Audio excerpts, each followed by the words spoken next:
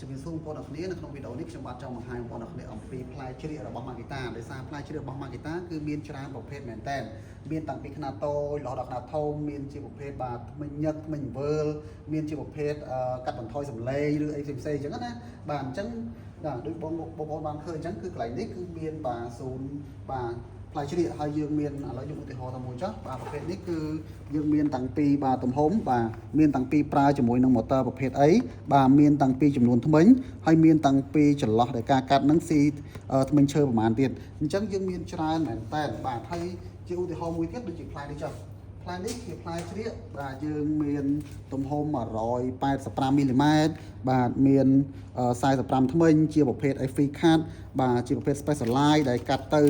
លឿនបាទអត់សូវតឹងម៉ូទ័រហើយបាទមកកាត់ស្អាតទៀតអញ្ចឹងផ្លែជ្រៀករបស់ Makita គឺមានច្រើនមែនតើអញ្ចឹងបើសិនជាបាទបងប្អូនមានតម្រូវការជាមួយនឹងផ្លែជ្រៀកឬក៏ចង់ដឹងព័ត៌មានអំពីផ្លែជ្រៀកអាចតាក់ទងមកសួរព័ត៌មានបន្ថែមបានបាទសូមអរគុណ